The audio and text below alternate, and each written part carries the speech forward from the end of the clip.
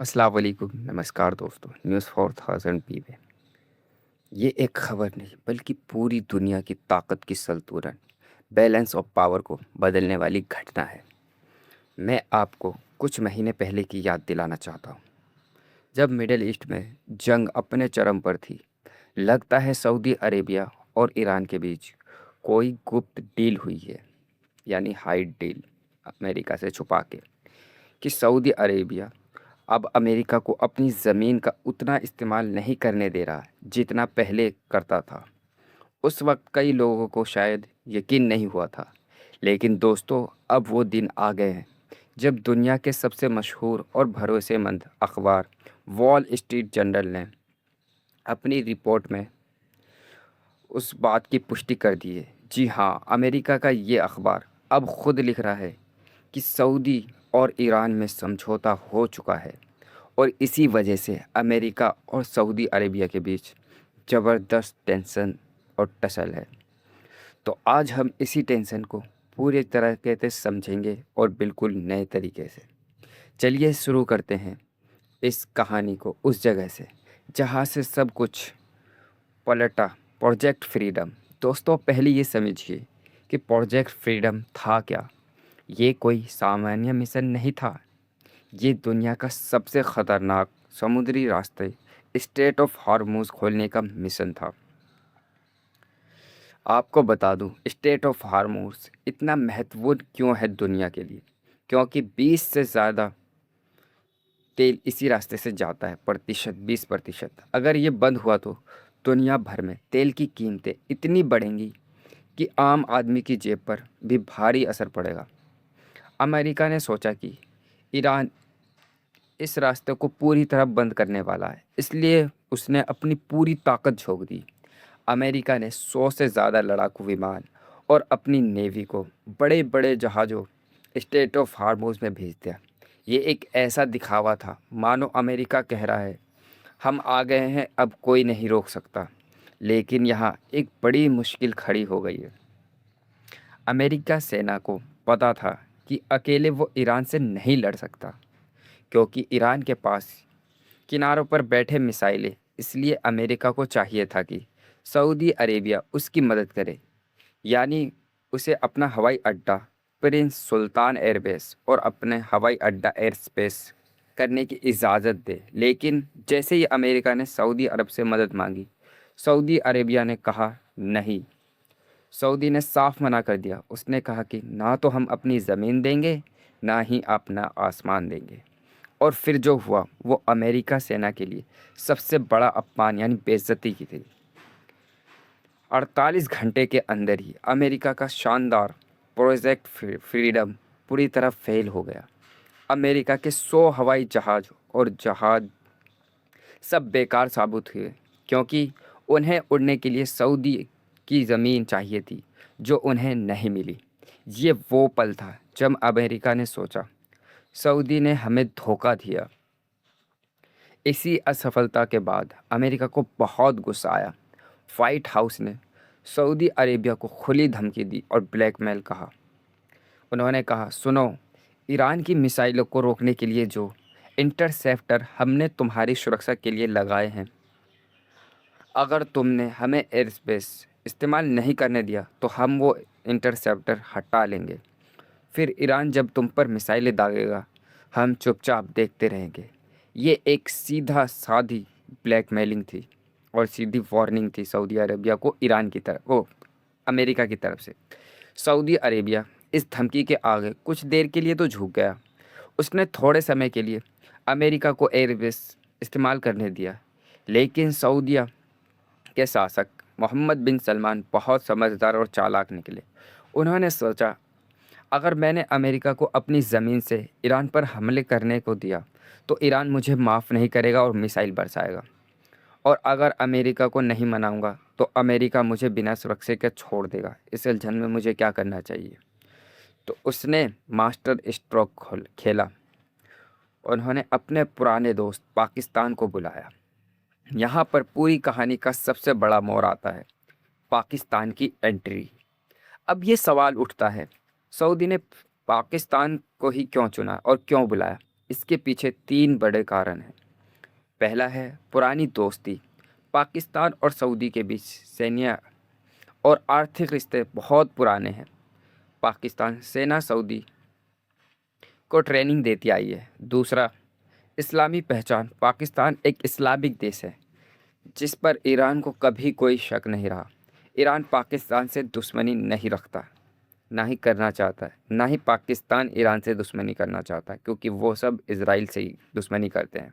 तीसरा, पाकिस्तान के पास परमाणु बम है और उसकी सैन्य दुनिया की मजबूत सेनाओं में से एक है। सऊदी ने पाकिस्तान से कहा, भाई तुम अपनी फ़ौज और अपने जहाज़ मेरे यहाँ भेज दो। मुझे अमेरिका से नहीं, तुमसे मदद चाहिए और सुरक्षा चाहिए। पाकिस्तान ने तुरंत हाँ कह दी और अपने सैनिक जहाज़ सऊदी की ज़मीन पर तैनात कर दिया। लेकिन असली चाल तो ये थी, पाकिस्तान ने सऊदी और ईरान के बीच एक पुल ब्रिज का काम किया।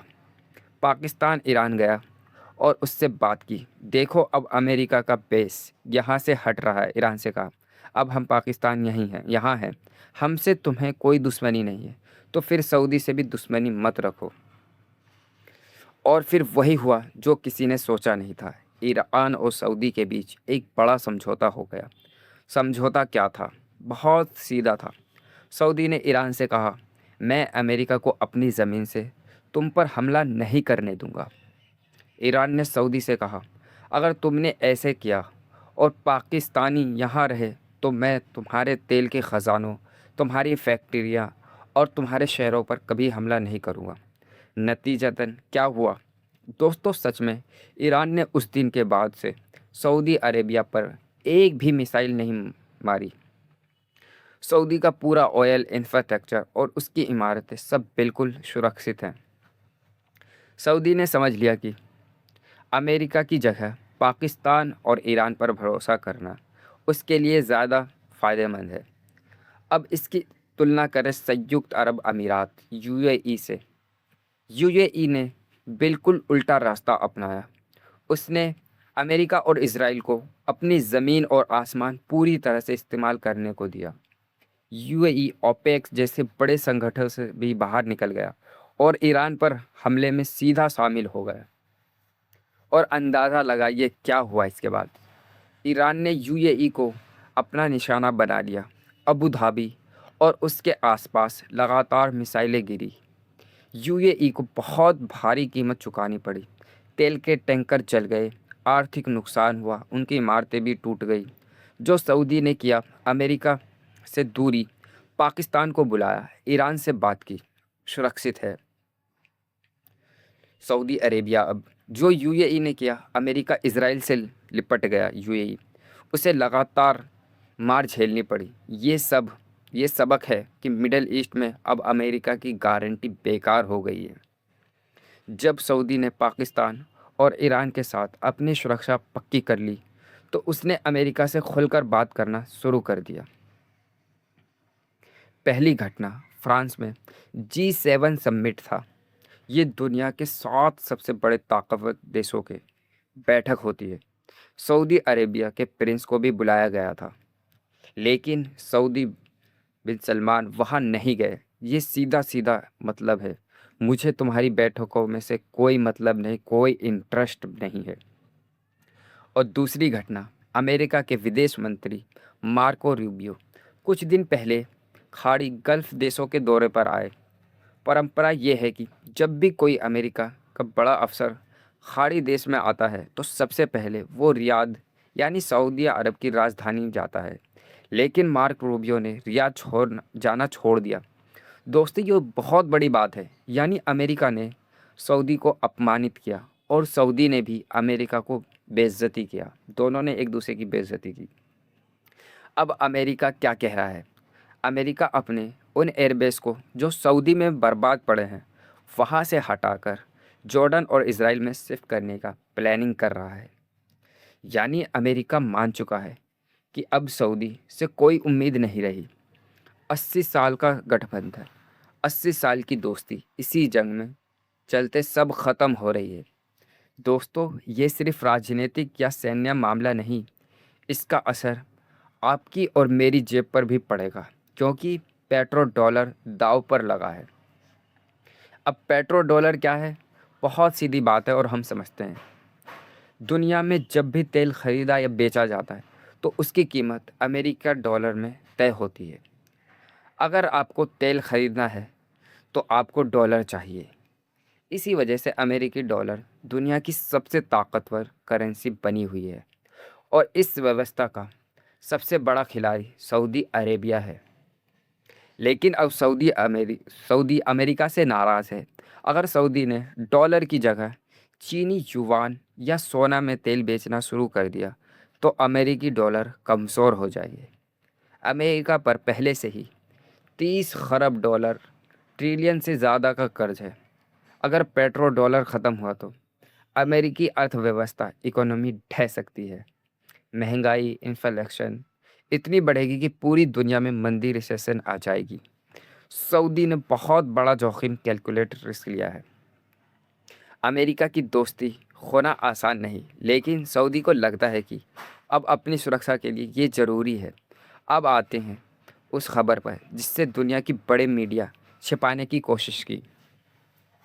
हम हमेशा कहते थे इस जंग में सिर्फ ईरान का नुकसान नहीं हुआ, इज़राइल को भी ज़बरदस्त नुकसान हुआ है। लेकिन इज़राइल इस नुकसान को छिपाता है क्योंकि वो अपनी ताकत का डर दुनिया को दिखाना चाहता है और ख़ासकर मिडिल ईस्ट के। वो वहाँ पत्रकारों को जाने की अनुमति नहीं देता। लेकिन अब इज़राइल के अंदर ही एक हिब्रू न्यूज़ पोर्टल ने सरकारी दस्तावेज़ का हवाले से बड़ा खुलासा किया है। ईरान ने इज़राइल के हाइफा शहर में स्थित बजान रिफाइनरी पर 2 बड़े हमले किए। पहले हमले में रिफाइनरी का पूरा पावर स्टेशन तबाह हो गया और वहाँ 3 लोग मर गए। दूसरे हमले में ईरानी मिसाइलें सीधे तेल के टंकर पर जा गिरी, जिससे भीषण आग लग गई इजराइल में। पहले कंपनी ने कहा था कि नुकसान ज़्यादा नहीं, थोड़ा हुआ है और वो प्रोडक्शन चालू है। लेकिन सरकारी दस्तावेज अब बता रहे हैं कि प्रोडक्शन पूरी तरह ठप है, यानी बंद पड़ा है।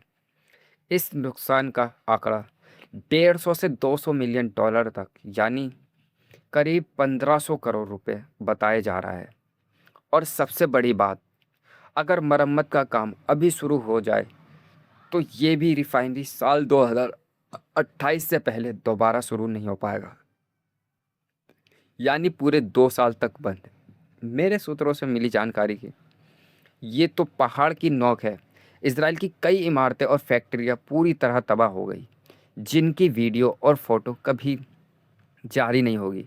ईरान ने स्पष्ट कर दिया कि वो किसी भी हालत में स्टेट ऑफ हार्मूज नहीं छोड़ेगा। ईरान के बड़े नेता खलीफाफ ने कहा, स्टेट ऑफ हार्मूज हमारी सबसे बड़ी ताकत है।